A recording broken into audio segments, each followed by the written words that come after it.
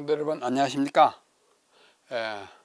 에스라의 나무 강단이 제공하는 성경의 각 책의 기별과 신학, 오늘은 10번째 시간으로 사사기의 기별과 신학을 함께 보겠습니다. 사사기, 여호수아 다음에 나오는 사사기에 여러 사건들이 있지 않습니까? 자, 이 사사기에 직접 들어가기 전에 지난번 여호수아 공부할 때도 잠시 살펴보았지만 성경의 그 구성, 특별히 히브리 성경의 구성에 토라와 그 다음에 너비임과 그 다음에 크스빔 있다는 걸 앞에서 보았죠. 이 토라를 말하는 토라의 T를 여기 가지고 있고요. 거기에는 창세기, 출애굽기, 레위기, 민수기, 신명기가 있고, 그 다음에 두 번째는 너비임, 선지자들, 선지서라고 그러죠. 선지서는 전선지서 4권과 후선지서 4권이 있어요. 전선지서, 후선지서인데 여호수아, 사사기, 전선지서의 두 번째 책입니다. 그 다음에 사무엘 상하 합쳐가지고 한 권, 열왕기 상하 합쳐가지고 한 권, 그 다음에 이사야, 예레미야, 에스겔 각각 한 권, 그 다음에 소선지서 12개를 합쳐서 한 권 해가지고 8권이 선지서에 포함되어 있습니다. 그래서 여기 너비임의 N, 너비임의 N을 따가지고 성경이라는 단어를 만들죠. 마지막에는 크스빔, 라이팅, 우리가 성문서라고 그러죠. 시편, 욥기, 잠언, 룻기, 아가, 저도서, 에가, 에스더, 다니엘, 에스라, 느헤미야, 역대 이렇게 해가지고 11권입니다. 크스빔의 K. 그래서 우리의 구조와 영 다르죠. 이 가운데 있는 5권을 우리는 5축, 5개의 축, 두루마리라고 이야기합니다. 이 두루마리 5개는 특별히 이스라엘의 절기에 낭송했습니다. 룻기는 77절에, 그 다음에 아가는 6월절에, 전도서는 초막절에, 예레미야 에가는 아비볼 제9일에 예루살렘 성이 함락된 날이죠. 에스더는 불임절에 읽기 때문에 이것을 우리가 5축, 5축이라고 말한다고 했습니다. 그래서 앞에서 본 토라, 너비임, K 합쳐가지고 타나크, 이렇게 A, H 넣어가지고 타나크가 타나크. 이게 다 히브리인들이 말하는 자기들의 성경입니다. 성경을 그렇게 이야기합니다. 그래서 타나크, 그러면 히브리인들이 말하는 자기 성경, 우리가 생각하는 구약 성경이다, 이렇게 이해하면 되겠습니다. 그 구약 성경의 둘째 부분인 선지서 가운데 둘째 책이 사사기인 것을 우리가 보았습니다. 그럼 그 사사기의 표제와 그 위치를 잠시 살펴보면, 이 사사기를 히브리어로는 쇼프팀이라고 합니다. 쇼프팀이라는 말은 사사들이라는 뜻이에요. 쇼프팀, 쇼페이트가 사사이고 쇼프팀 하면 사사들입니다. 이 사사들은 원래 무슨 뜻이냐면 샤파트에서, 샤파트가 심판하다는 뜻입니다. judge, 심판하다, 재판하다라는 말에서 온 쇼프팀은 심판자들, 재판장들이에요. 이 샤파트라는 동사의 분사, 복수형, 분사는 뭐 하는 사람도 돼요. 그래서 복수형을 취할 수가 있습니다. 그래서 히브리어는 쇼프팀, 사사들 또는 재판장들이라는 뜻입니다. 방금 본 대로 너비임, 선지자들, 선지서 중에서 전선지서에 속하죠. 거기에 속합니다. 여호수아, 사사기, 사무엘, 열왕기 중에 두 번째 책입니다. 4책 중에 여호수아 다음으로 있는 것입니다. 이와 같이 히브리인들의 성경에서는 선지서에 속하지만, 우리가 생각하는 보통 우리 그리스도교 성경은 70인역과 라틴어 불가타 역과 다른 영어 역들과 마찬가지로 역사서에 속합니다. 앞에 율법서 5권, 그 다음에 역사서 그러죠. 여호수아, 사사기, 룻기, 사무엘, 상하, 열왕기 상하, 역대 상하, 에스라, 느헤미야, 에스더까지가 우리는 역사서라 그렇게 말합니다. 히브리인들은 그렇게 하지 않습니다. 선지서 중에 포함된다고 이야기를 앞에서 했습니다. 자, 사사기, 그러면 사사기 할 때 사사는 뭐 어떤 사람인가? 예, 우리 잠시 생각해 보겠습니다. 사사는 선비사, 스승사 씁니다. 선비고 스승인 것처럼 보입니다. 이 사사는 고대 중국의 감옥을 다스리는 장관을 가리키는称호였어요. 감옥을 다스리는 장관이 있었습니다. 우두머리죠. 그래서 이 성경을 중국어로 번역하는 사람들이 히브리어 앞에서 쇼페이트, 복수는 쇼프팀, 쇼프팀을 번역할 때 바로 이 단어를 차용했습니다. 이스라엘 백성들이 다른 나라 사람들로부터 억압을 받고 아주 불편한 가운데 있다가 한 사람이 탁 나타나가지고 그걸 다 무찔러 내보내고 나라를 평안케 하던 그 사람을 뭐라 그럴까? 도둑을, 감옥을 다스리는 그 장관과 비슷하겠다. 그렇게 해가지고 사사라고 중국 사람들이 이 사사라고稱하게 됐어요. 중국어 사사를 시시라고 읽습니다. 사사예요. 그러므로 사사들의 활동을 기록한 책을 사사기라고 읽게 되었습니다. 그 후에 성경을 한국어와 일본어로 번역하는 사람들이 이 단어를 그대로 가져와서 한국어도 사사, 일본에도 사사, 일본어는 시시라고 그래요. 시시, 똑같은 한자어인데 시시. 이 중국어는 시시, 우리는 사사 이렇게 말합니다. 각각 발음은 다르지만 한자로 같은 글자로 되어 있습니다. 한편 사사라는 단어가 우리말로 볼 때 선비사 또 스승사로 되어 있어서 마치 이 사사는 뭐 선비나 스승과 같은 사람이라고 생각해요. 학자나 뭐 교사로 생각할 위험이 많습니다. 중국 옛날에 감옥의 장관이라는 그걸 모르고 그냥 사사하면 이거 뭐 아주 선생님이겠다, 아주 선비겠다 이런 생각을 할 위험이 있기 때문에 공동 번역은 구교와 신교, 가톨릭교와 그리스도교가 공동으로 번역한 공동 번역에는 이 사사를 판관으로 번역했어요. 원래 판관이 맞습니다. 재판관이니까. 샤파트가 재판을 하다니까. 또 한글 킹 제임스는 재판관, 얘는 판관, 얘는 재판관으로 고쳐 번역했습니다. 그래서 공동 번역에서 사사기는 사사를 판관이라 했으니까 사사기는 판관기로 되었습니다. 공동 번역을 보시는 분들은 뭐 판관기가 뭐야 이렇게 할 수 있습니다. 사사기입니다. 그렇다면 성경에서 그토록 자주 나타나는 이른바 사사들은 과연 무엇을 하던 사람들인가? 자, 사사가 뭐 하는 사람들인지 한번 살펴보겠습니다.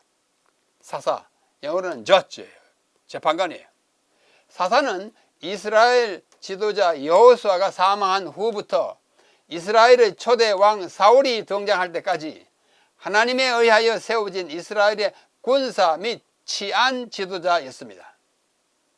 특별히 나라가 혼란스러울 때 이민족이 침입해가지고 나라가 아주 뒤숭숭할 때 딱 일어나가지고 무찌를 내고 나라를 평정시키는 그런 치안 담당, 또 군사 담당 한 지도자였어요. 사사를 뜻하는 히브리어 쇼페이트와 헬라어 크리테이스입니다. 크리테이스는 원래 재판장 또는 지배자라는 뜻으로서 사람들 사이에 생기는 여러 가지 분쟁과 소송을 해결해주는 일종의 심판관 해결사였습니다. 성경에 나타난 사사들이 그렇게 그러한 역할을 했다는 사실을 우리는 볼 수가 있습니다. 그러다가 이 사사의 처음에는 이제 뭐 밀란일이 나고 바깥에서 침입해 올 때 그걸 평정하는 그 임무를 띄고 그냥 막 조용하게 있었죠. 그러다가 이 사사의 영향이 정치와 군사 쪽으로 확대되었고 무엇보다도 이스라엘을 위기에서 구하는 구원자로서의 성격이 강하게 되었습니다. 그래서 사사가 나타났다 하면 다 구원자였어요. 이민족으로부터 우리를 구원해냈으니까 구원자가 맞아요. 그죠? 그래서 이 사사 시대를 특징 짓는 한 구절이 사사기에 있는데 사사기 21장 25절 맨 마지막 절이에요. 사사기 21장 25절은 맨 마지막 절인데 뭐라 그러느냐? 그 시대를 한마디로 요약한 구절이에요. 그때에 이스라엘에 왕이 없으므로 왕이 없던 시절이구나. 어수선했겠다. 그죠? 사람이 각기 자기의 소견에 옳은 대로 행하였더라. 다 자기가 뭐예요? 법이에요. 마음대로 하는 법도 없고 왕도 없고 아무도 없으니까 그런 시대에 나타나가지고 잠시 나라를 또 백성을 지도하던 사람, 그 사람이 사사입니다. 그래서 이 말이 사사기 21장 25절 맨 마지막에 나오고 17장 6절, 18장 1절, 19장 1절에도 그때 이스라엘 왕이 없다는 말이 반복되고 있습니다. 그러니까 무정부 상태였어요.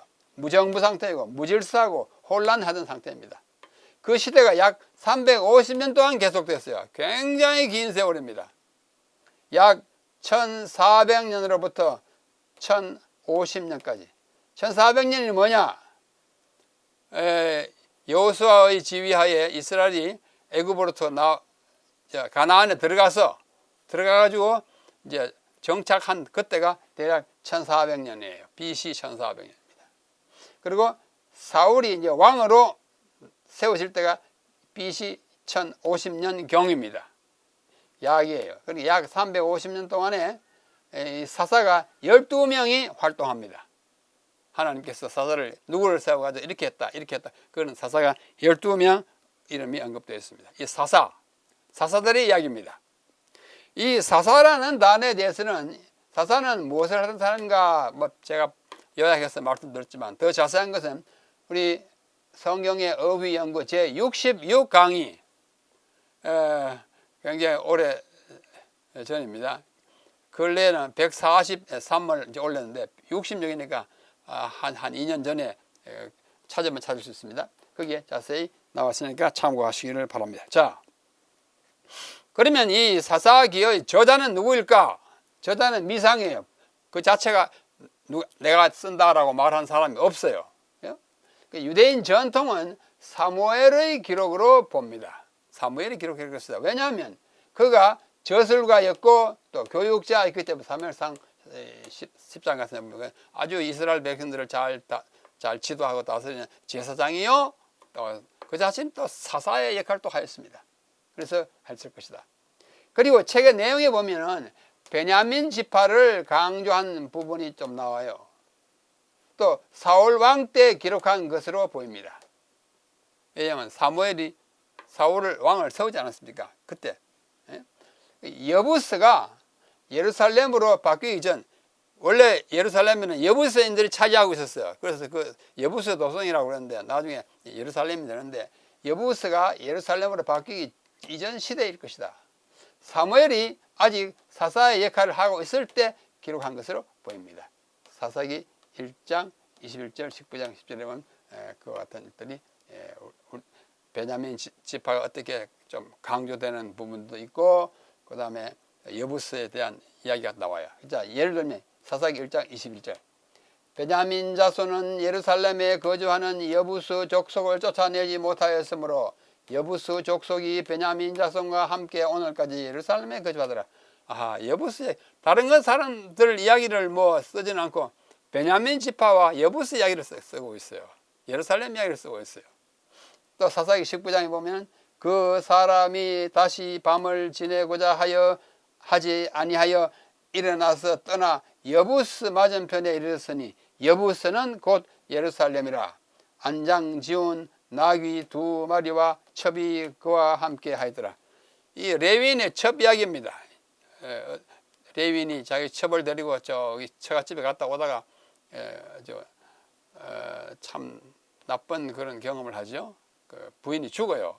폭도들에 의하여 성폭행을 당하고 죽는 그 이야기예요. 그래서 그때 여부스라는 말이 나오고 또 베냐민이라는 말이 나오는 걸 봐서 그때 그 무리일 것으로 생각이 드는 것입니다. 그러면 이 사사기는 언제 기록됐을까? BC 1375년에서 1075년까지의 역사예요. 사사기 전체가. 제가 조금 전에 이야기한 대로는 1400년에서 1050년대. 어떤 학자들은 좀 더 구체적으로 1375년에서 1075년이다. 이러나 저러나 어떻게 해요? 한 300년 내지 350년 동안의 역사가 그 안에 들어있기 때문에 그 역사적인 배경은 그 시대 그 무렵, 그러니까 아직도 왕이 세기 이전의 혼란한 시대 약 300년 내지 350년 동안의 역사이다. 이 책에는 이스라엘 역사에서 매우 긴 세월 동안 약 300년, 여기는 350년 동안의 역사가 기록되어 있습니다.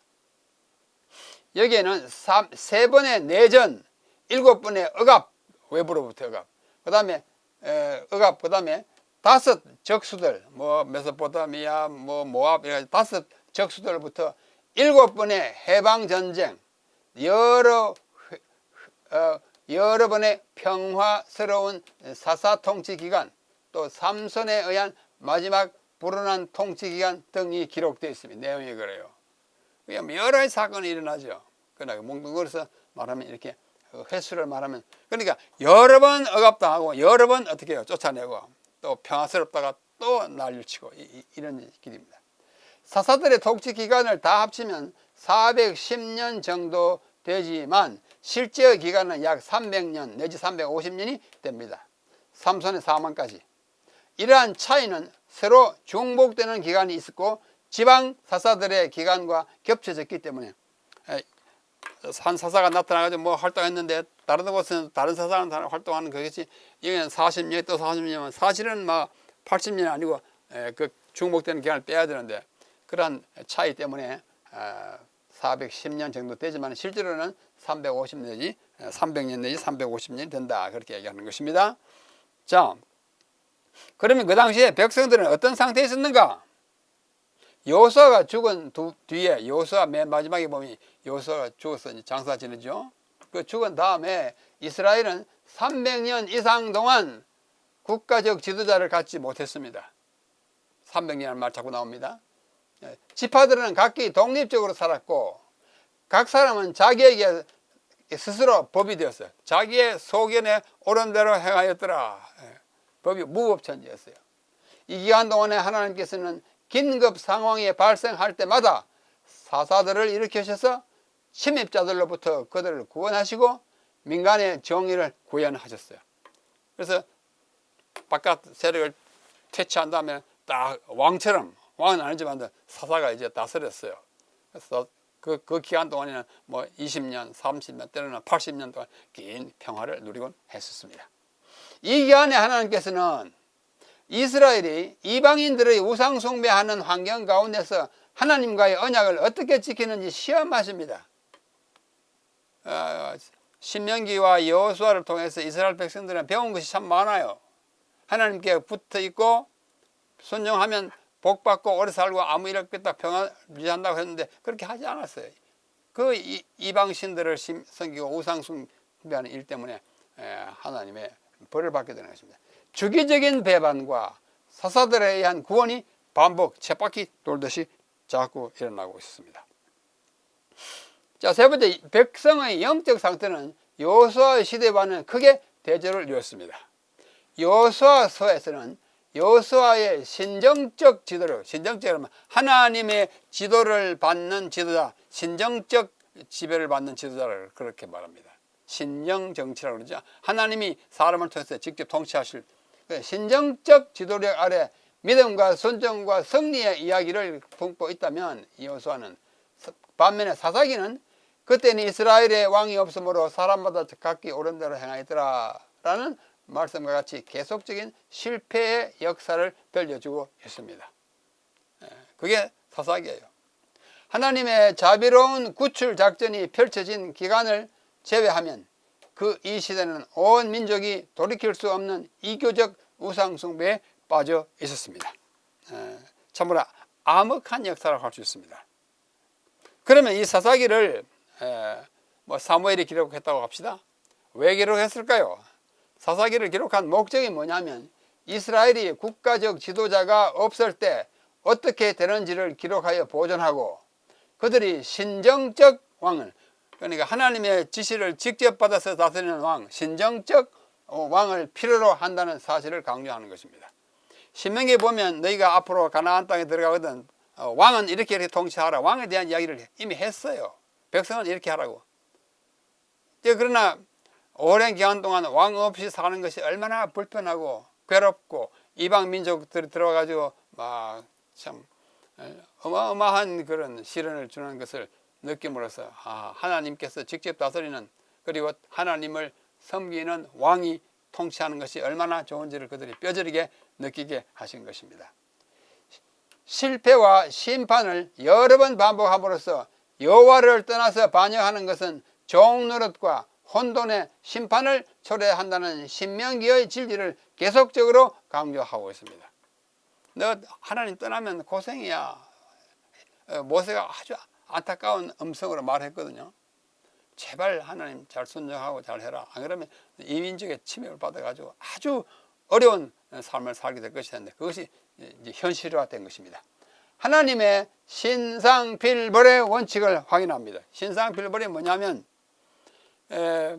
잘한 사람에게는 상을 주고 또 못한 사람에게는 벌을 준다고 하는 그러한 대원칙을 직접 역사의 현실에서 체험하게 하게 된 것입니다. 자, 그러면 이 사사기가 어떤 구조로 되었는지 그 개요를 한번 보겠습니다.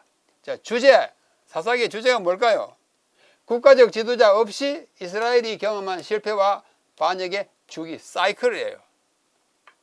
국가적 지도자 없이 그냥 뭐 잘 살 때도 있지만 그 틈을 타가지고 바깥의 세력이 막 들어오면 블레셋이 들어오고 암몬이 들어오고 모압이 들어오고 메소포타미아에서 막 들어오고 얼마나 혼란스럽고 그 고통스러운지를 보여주는 것입니다. 그 사이클이에요. 자, 1장으로부터 3장 전반까지는 이스라엘의 반역의 주단 원인을 꼽고 있습니다. 첫째는 군사적으로 땅을 정복하는 일이 실패했어요. 하나님께 지시한 대로 잘 했으면 되는데 잘 안 따르고 좀 꾀부리다가 그 땅을 완전히 정복 지배하지 못했습니다. 들어가긴 했지만. 둘째는 종교적으로 율법을 지키는 일에 실패했어요. 이방신을 자꾸 섬기고 우상숭배하는 것입니다. 그것이 그 원인으로 꼽히고 있습니다. 그 다음에 3장으로부터 16장까지는 이스라엘의 실패의 여러 주기예요. 주기가 반복됩니다. 16장까지 쭉 반복돼요. 자, 어떻게 반복되느냐? relapse, 악으로 돌아가는 거예요. 악으로 돌아가면 ruin, 파멸이 오고, 그 다음에 파멸이 오면 repentance, 회개하고, 회개하면 restoration, 회복되고, 회복하면 안식을 얻습니다. relapse, ruin, repentance, restoration, rest. R.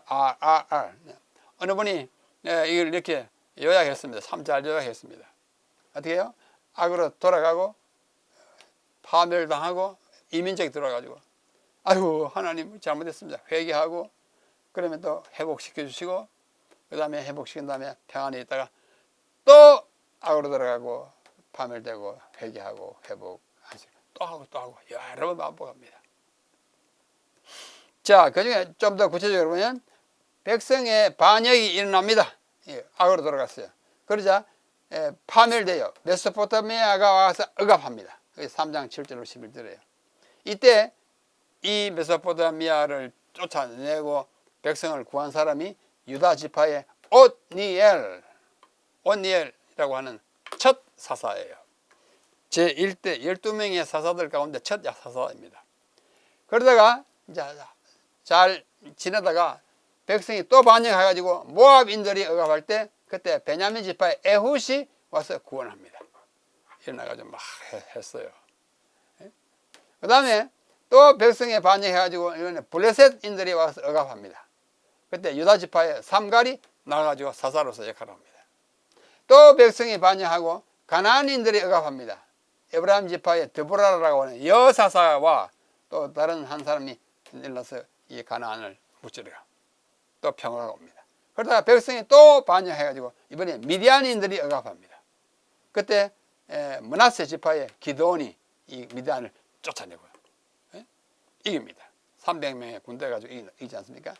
그래가지고 오래 또 평화하다가 또 백성이 반역해가지고 이 기드온의 아들 아비멜렉이라는 자가 있었는데 내가 왕이다 하고 스스로 또 일어난 일종의 쿠데타 이렇게 돼가지고 자칭 왕인 사람이 있어요. 이 아비멜렉을 무명의 여인이 돌을 저 위에서 떨어뜨려가지고 그 밑에 있던 아비멜렉을 처치하는 이런 일이 9장에 나타나 있습니다. 읽어보면 참 박진감이 있고 재밌기도 하고 비참하기도 하고 그렇습니다. 그러다가 백성이 또 반역하면 이번에 암몬인들이 와서 억압합니다. 그때 므낫세 지파 입다가 그 유명한 그 딸을 이제 뭐랄까요, 하나님께 바치게 되는 일이 있죠. 예, 그것이 10장으로부터 12장이고 마지막 13장으로 16장에는 백성이 또 반역하지. 그냥 블레셋 와서 억압합니다. 그 블레셋을 이기기 위해서 삼손이라고 하는 이 단지파에 삼손이 나와가지고 그 아주 일들을 많이 저지르죠. 13장으로 16장 아주 길어요. 13, 14, 15, 16 넉 장에 걸쳐서 삼손의 이야기가 나타나겠습니다. 그래서 그렇게 하고 그 다음에 더욱 지향적인 이스라엘의 반역의 두 신뢰가 나타납니다. 사사시대의 이야기는 일단은 여기서 끝나요. 이거는 이제 부록 같은 것입니다. 17장, 18장과 19장, 21장인데 여기 17장, 18장에는 단 지파가 우상 숭배를 하고 북쪽으로 이주하는 일이 있습니다. 모세 손자 시대예요.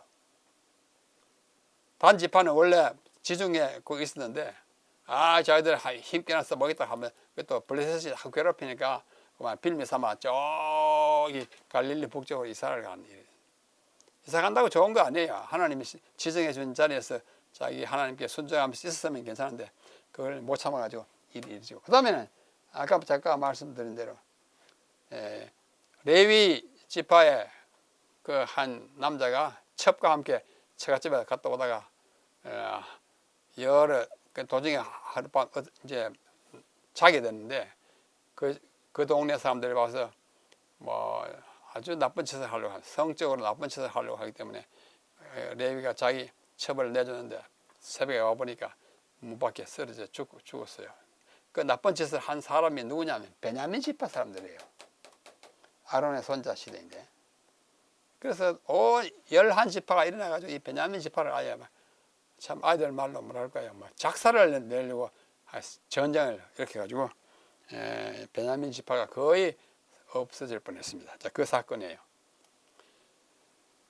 그래서 이 약 300년 내지 350년 동안의 사사시대에 활동한 12명의 사사가 차례대로 있습니다. 첫째는 엇니엘, 유다 지파로서 여기에 있고, 메소포타미아인들이 8년 동안 억압한 것을 퇴치한 후 40년 동안 태평한 아주 편안한 세월이 왔다 하는 것이고, 둘째는 모압인들이 18년 동안 와가지고 억압한 후에 베냐민 지파 에훗이 나가서 퇴치합니다.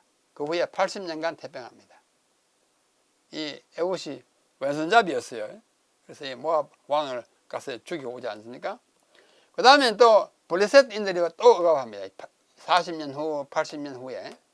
그때는 유다 지파의 삼갈이 와서 퇴치합니다. 짧게 보고 끝나요. 특별한 사건이 없었습니다. 그 다음에는 또 가나안인들, 그 본방인들이 20년을 억압하고 억압 퇴치 후에 누가 했냐면 드보라, 이 에브라임 지파 드보라와 바락과 함께 나가가지고 퇴치한 다음에 40년간 태평합니다. 여사사입니다. 그 다음에 이제 또 미디안인들이 7년 동안 억압한 다음에 하나님이 불에서 일어난 사사가 기드온이에요. 므낫세 지파 사람으로서 잘 무찌렀습니다. 300명 군대 가가지고 다 무찌르죠. 그래서 40년 동안 태평한 세월이 있고, 그 다섯 번째 사사이고, 그 다음에 여섯 번째 사사는 돌라, 이사갈 지파이고요. 그 후에 23년간 평안했고, 야일, 베냐민 지파이고요. 22년간 평안했고, 입다가 므낫세 지파인데 암몬인들의 18년 억압 퇴치 후에 6년간 태평했습니다.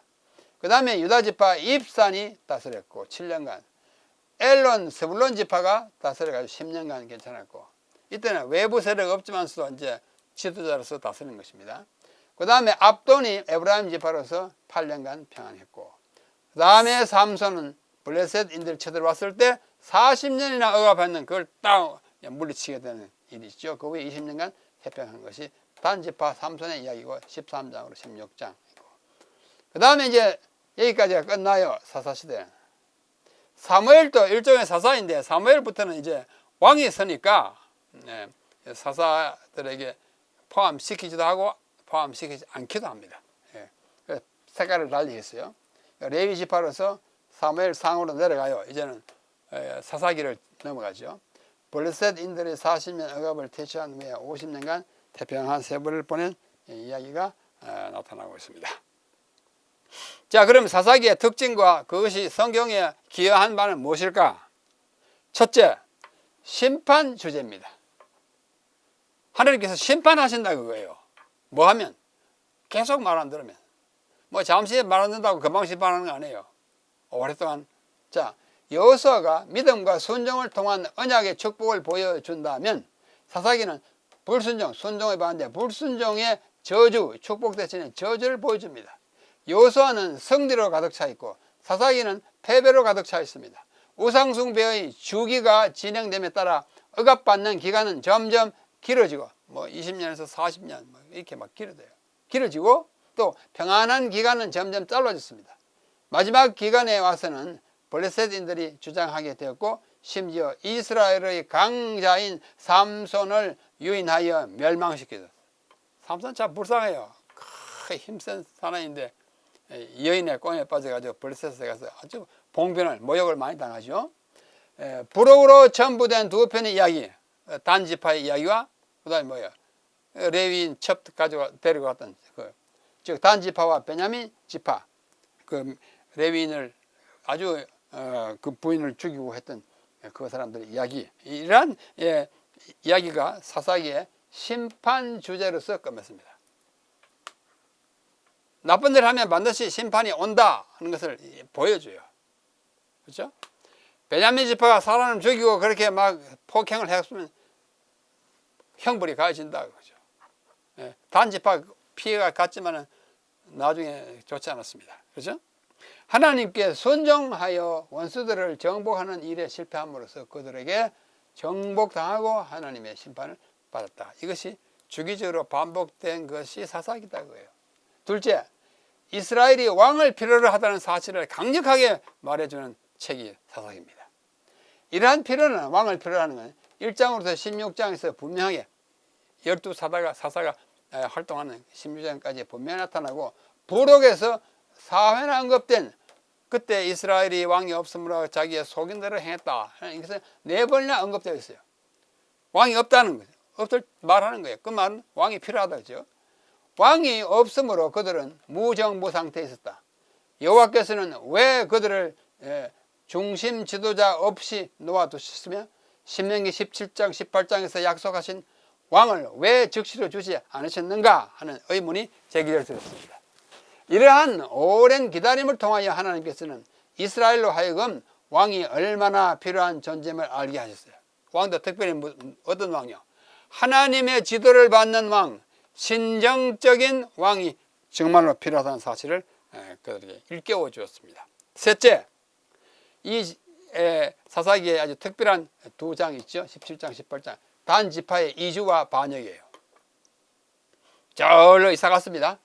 단 지파는 하나님의 도움으로 블레셋 지역을 정복하지 않고 정복하라고 했는데 좀 깨부리다가 그냥 정복당했어요.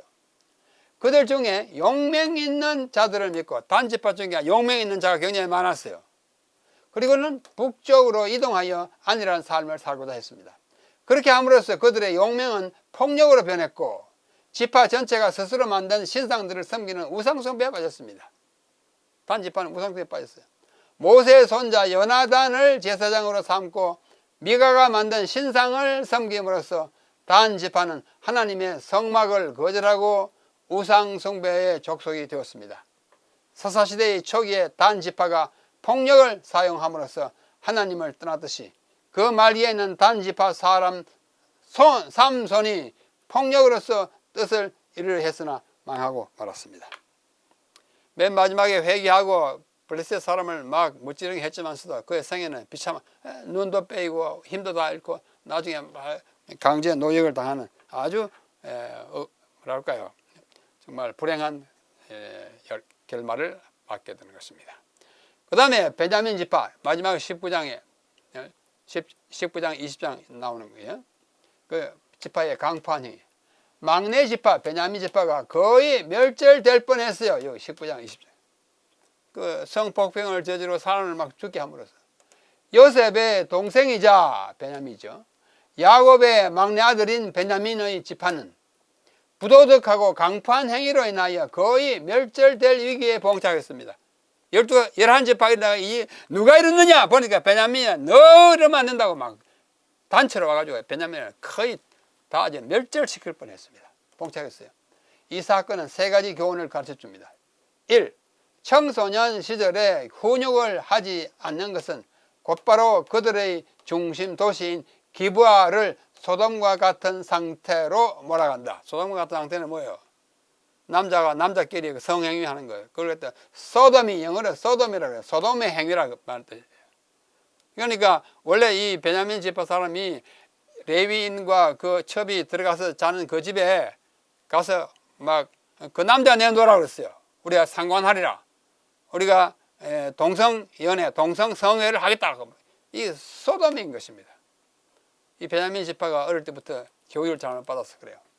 둘째, 사악함에 대하여 회개를 하지 않고 자기 방어의 자세를 취하는 것은 위험하다.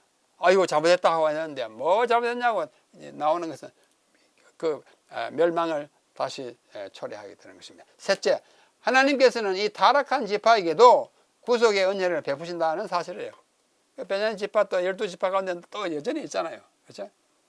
이 지파로부터 사사 에훗이 나왔고 첫 왕 사울이 나왔고 그리고 사도 바울도 같은 지도자, 이와 같은 지도자들도 다 베냐민 지파인 것입니다. 하나님의 자비가. 단 지파와 베냐민 지파가 당한 재난에는 눈에 띄는 유사점이 있어요. 첫째, 두 경우 단 지파와 베냐민 지파 모두 베들레헴 출신의 제사장이 등장합니다. 베들레헴의 출신 제사장이 자기들 사사롭게 채용하는 제사장이 베들레헴 출신이에요. 둘째, 한쪽에서는 모세의 손자 요나단이 제사장이 되고 다른 쪽에서는 아론의 손자 비나스가 제사장이 돼요. 비슷한 그런 측면이 있습니다. 두 경우 모두 600명의 용사로서 시작합니다. 에훗이 600명의 용사를 가져다.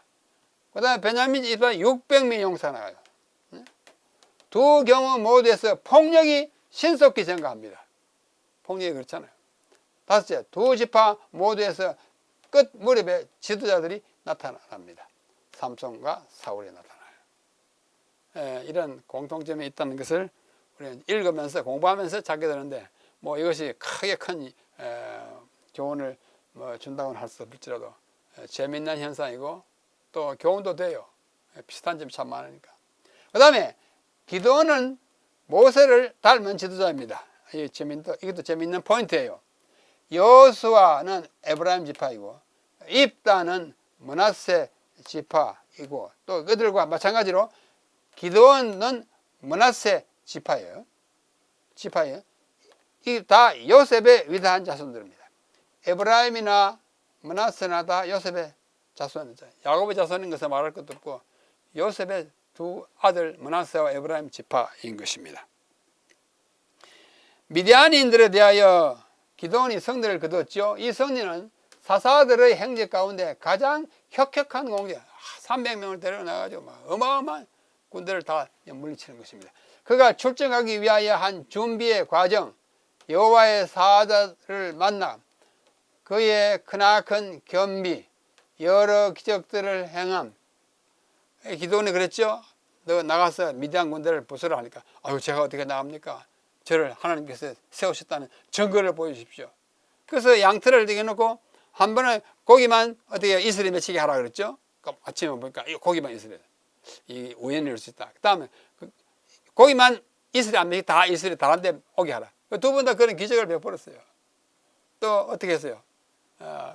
그런 기적을 연급해가지고 이 300명만 가지고 나가서 이기는 그런 일들을 합니다. 그가 출정하기 위하여 준비 과정, 그 기적들을 행한 것 등에 관해서는 자세한 기록이 나와 있습니다. 기도는 다른 어떤 사사들보다도 모세와 흡사합니다. 한번 보십시다. 모세가 미디안 광야에서 여호와를 만나 민족 구원의 사명을 받았듯이 출애굽기 3장. 기드온은 미디안인들을 앞에 두고 여호와의 사자를 만나서 사명을 받습니다. 여기도 미디안, 여기도 미디안. 그렇죠? 미디안. 그래서 여호와의 사자를 만난 것도 또 여기 모세가 거기서 하나님을 만난 거 아주 같아요. 그래서 이스라엘 구원하는 공통점을 가집니다.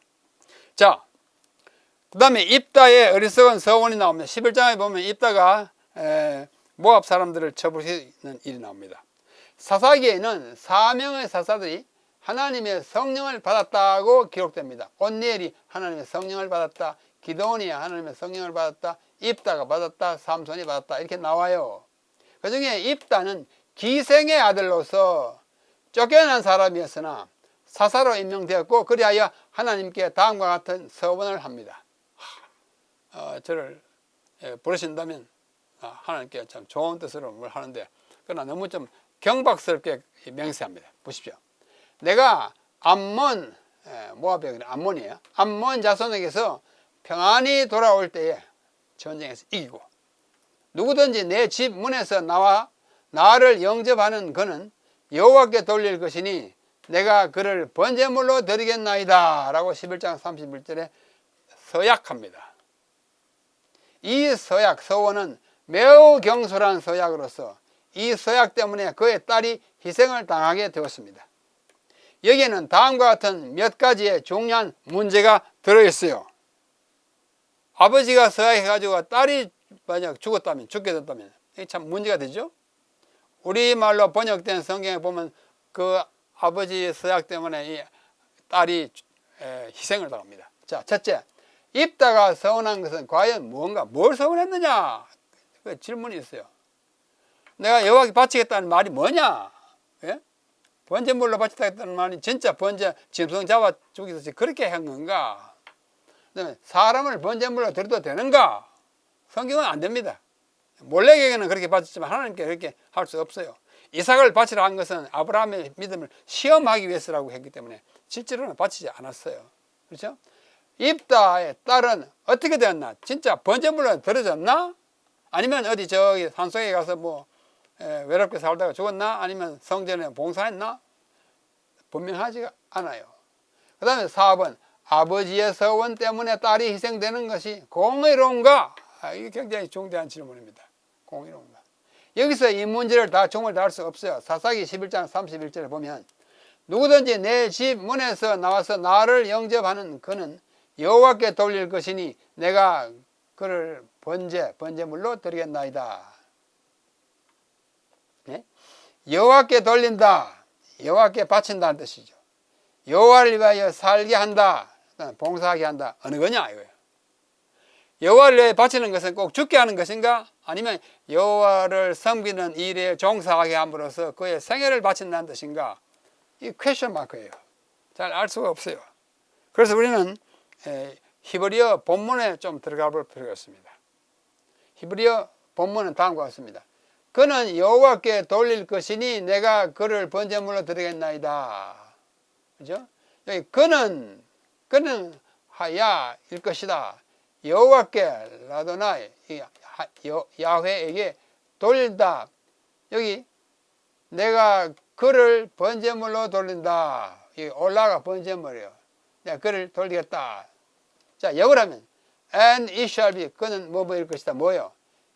for 야훼 라도나이, 여호와를 위한 것이 될 것이다. 그리고는 여기에 와우가 나옵니다. 그리고 이냐 또는 I will offer it up, 나는 그를 바칠 것이다. 뭐로? 번제물로 바칠 것이다.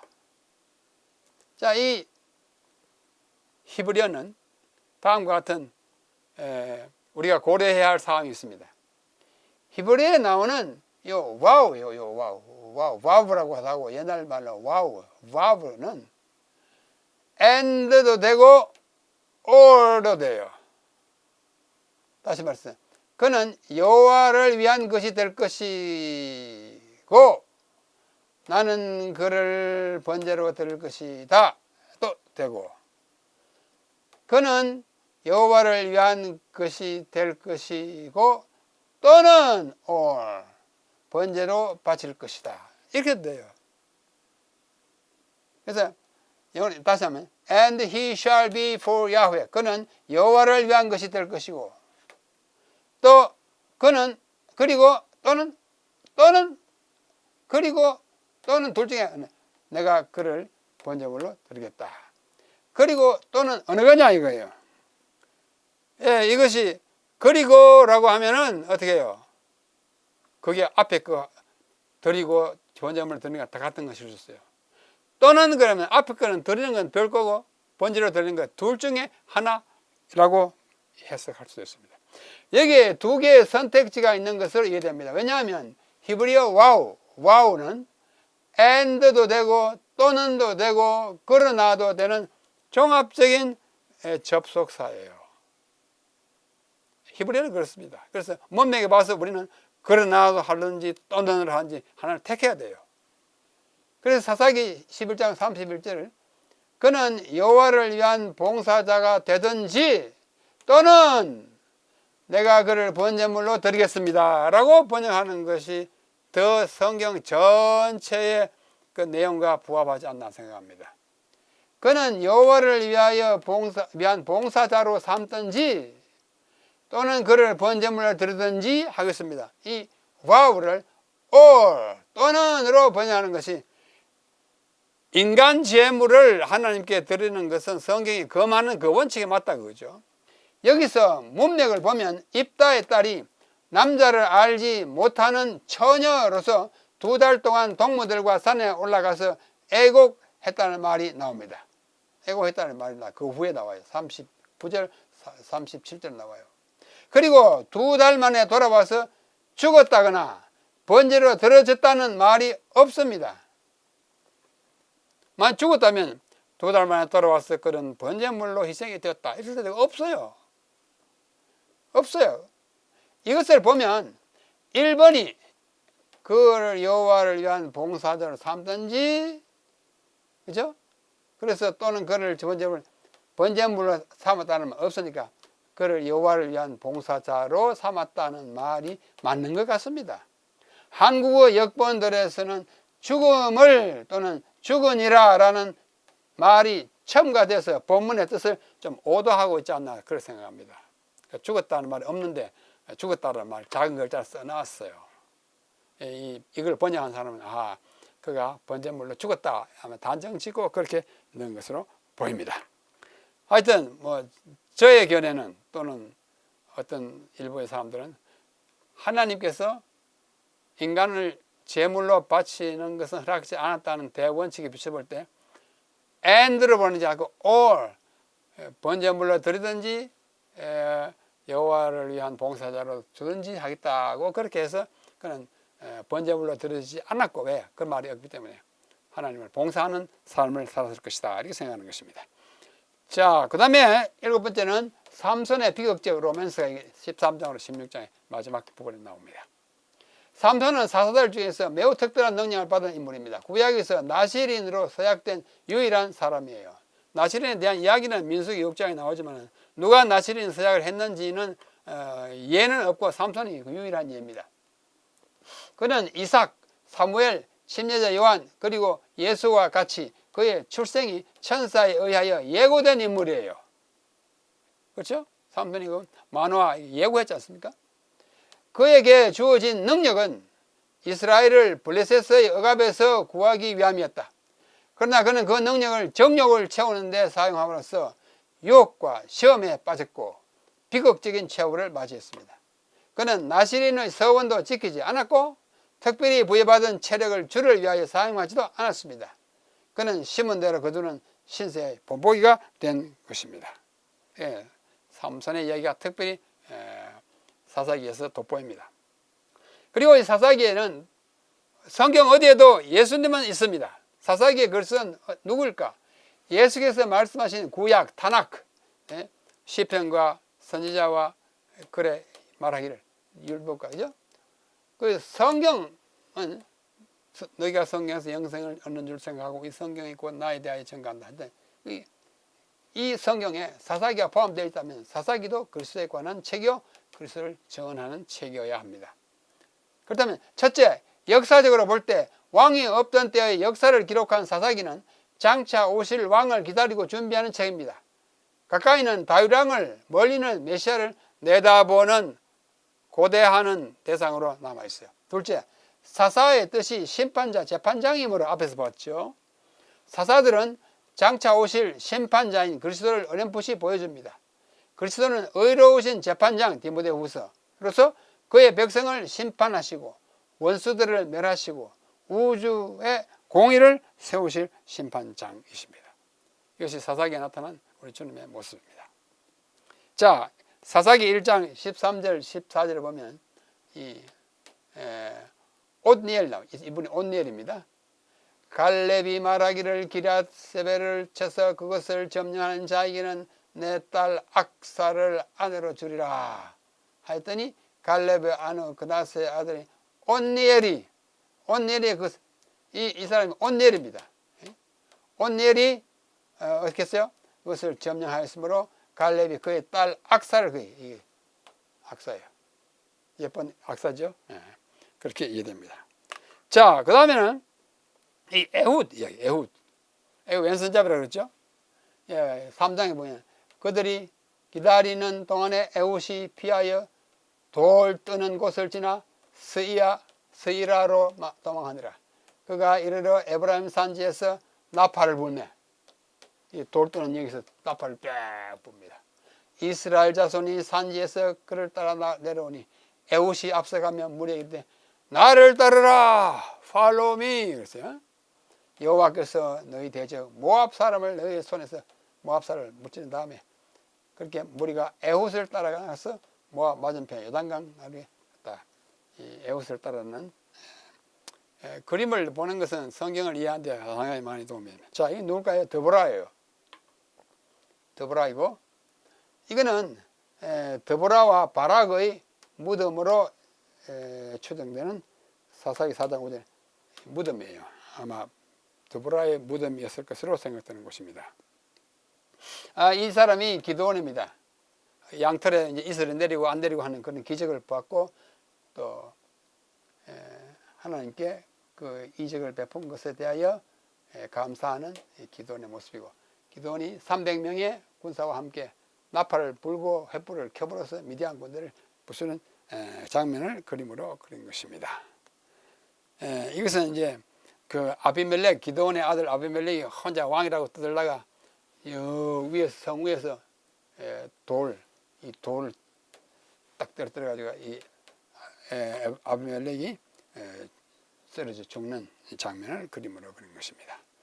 자, 이건 입다 이야기예요. 조금 전에 입다 이야기 그 딸이 이제 말하자면 바쳐졌죠. 사사기 11장 7 입다가 길앗 장로들에게 이르되 너희가 전에 나를 미워하여 내 아버지 집에서 쫓아내지 아니하였느냐? 이제 너희가 환난을 당하였다고 해서 어찌 내게 왔느냐 하고 이 사람 들어가지고 이 사람 힘이 세고 잘하니까 와서 저 사람들 좀 쫓아내라고 하니까 날 쫓아낼 때는 언제고 또 와서 아쉬운 소리를 하느냐 하고 제 이야기하는 거예요. 그러니까 이 사람들이 말하기를 길앗 장로들이 입다에게 이르되 이제 우리가 당신을 찾아온 것은 함께 가서 암몬 자손과 싸우리 하니까 부디 좀 와서 도와달라고. 그래가지고 이 사람이 이제 경론 끝에 길앗 장로들에게 너희가 나를 데리고 고향으로 돌아가서 암몬 자손과 싸우게 할 때에 만일 여호와께서 그들을 내 손에 묻혀 주시면 내가 과연 너희의 머리가 되겠느냐? 그 보장을 받는 것입니다. 지금 아쉬울 때 난 찾아오고 다 평안하면 날 또 버릴 거 아니냐? 그렇지 않다고. 우리가 다 하겠다고. 우리 다 하겠다고 약속하는 장면이에요. 그래가지고 이제 입다가 그 사람들 쳐부수고 돌아옵니다. 아까 얘기했죠. 돌아갈 때 맨 먼저 나와서 나를 맞이하는 자를 하나님께 바치든지 또 번제물로 드리겠다 했는데 다 이기고 돌아오니까 어떻게 해요?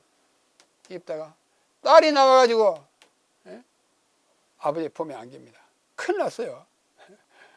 그 장면입니다. 자, 이것은 마노아 부부에게 삼손의 부모죠. 천사가 나타나가지고 이야기를 쭉 하는 장면이에요. 불꽃이 단에서부터 하늘로 올라가는 동시에 여호와의 사자가 단 불꽃 가운데 쫓아 올라간지라. 마노아와 그 아내가 이것을 보고 얼굴을 땅에 대고 여호와의 사자가 마노아와 그 아내에게 다시 말하기를 그 아내에게 너 이제 아이 낳으면 위대한 지도자가 되겠다 약속합니다. 삼손이 사자의 입을 찢는 장면이죠. 삼손이 굉장한 힘을 가졌습니다. 아주 괴력을 가졌죠. 그 다음에 이제 삼손이 한 여자에게 반해가지고 블레셋의 여자 이름이 뭐죠? 들릴라 얘기해요. 그래서 들릴라를 통해서 이 삼손의 힘의 근원을 알아내려고 뭐 노력하면서 이 사람들이 야, 너 가서 삼손에게 말해가지고 어떻게 힘이 그렇게 센지 알고 그 사람을 처치하자 이제 모의하는 거예요. 그래서 이 들릴라가 와가지고 삼손에게 막 이야기합니다. 삼손이여, 왜 당신이 나를 미워합니까? 내가 원하는 거 대답도 안 하고 왜 그러십니까? 막 찡얼찡얼 대가지고 이제 그 힘의 비결을 알아내죠. 머리를 자르면 힘이 없을 거다 그런 얘기하는 거예요. 여기 이제 이 들릴라가 바디로 그 머리털을 단단히 짜고 그에게 이르되 삼손이여, 블레셋 사람들 당신에게 들이닥쳤나이다. 바디라는 것은 이게 뭐예요? 배 짜는 털에 그 넣는 거죠. 삼손의 머리로 짜가지고 뭐 하는 장면을 그림으로 그린 것입니다. 여기서 삼손이 들릴라와의 그 장면을 기록한 것이죠. 마침내 그는 눈도 빼이고 힘도 없어지고 했지만 이 맷돌을 돌리는 노동자로 전락하는 아주 억울한 장면이죠. 마지막으로 어떻게 해요? 하나님 여호와시여, 나에게 마지막으로 힘을 한번 주시옵소서 하고 이 기둥을 두 개 안고 잡아당기니까 와르르 무너져가지고, 이때 죽은 사람이 생전에 죽인 사람보다 더 많다고, 1000명이 죽었죠. 이 삼손의 마지막 장면을 그림으로 그린 것입니다. 이것이 삼손의 무덤입니다. 소라인 삼손의 무덤으로 전해지는 곳입니다. 그 다음에 이제 이 베냐민 지파가 사람을 뭐 죽이고 했을 때 그 소동을 막 모든 이스라엘 자손에 가지고 도대체 누가 이런 극악한 이스라엘 했냐면서 붕괴까지 막 나옵니다. 그죠? 온 백성이 어른고 이스라엘 가지고 칼을 빼는 보병이 40만 막 달리다니까 베냐민이 뭐 완전히 없어질 판이었어요. 그런 상황을 묘사하고 있습니다. 그 다음에 모든 백성이 일제르나 막 나아가는 거예요. 이거는 베냐민 지파들이 막 도망가는 모습입니다. 그런 모습입니다. 자, 결론적으로 사사기의 기별과 신학을 한번 요약해 보겠습니다. 1. 하나님께서 지시하거나 허락하신 제도, 왕정라도 할지라도 백성이 그것에 대한 필요와 목적을 깨닫기까지는 하나님께서 오랫동안 참고 기다리십니다. 얼마 기다렸어요? 350년 기다렸어요. 300년 이상. 둘째, 사사시대는 이스라엘의 타락, 이민족의 억압, 사사의 출현, 억압자를 퇴치함, 평안의 회복의 악순환이 계속되면서 인간의 연약하고 죄된 본성을 드러내요. 한 번만 한 게 아니라 2번, 3번, 4번, 5, 6번 막 했어요. 3. 인간은 왕의 통제와 통치를 받지 않으면 스스로 어렵게 살 수 없고 악의 세력을 이길 수도 없습니다. 우리는 그렇게 할 수 없어요. 인간은 다 죄된 인간들이에요. 넷째, 하나님께서 세우시거나 사람이 뽑은 사사들도 하나님의 뜻을 거스르면 불행과 비극을 맞이합니다. 삼손 같은 일이죠. 계속되는 인간의 반역과 범죄에도 불구하고 하나님께서는 그들을 구원하시는 일과 허락하신 제도를 수립하시는 일을 기필코 성취합니다. 그래서 결국 왕을 제도를 허락하고 또 그 지파들을 통해서 지도자들을, 아주 걸출한 지도자들을 또 배출을 하셨어요. 그때에 이스라엘의 왕이 없으므로 사람이 각기 자기 소견에 오른 대로 행하였더라. 사사기의 마지막 절인 이 본문은 사사시대의 상황과 사람들의 삶을 단적으로 보여줍니다. 인간이 그래요.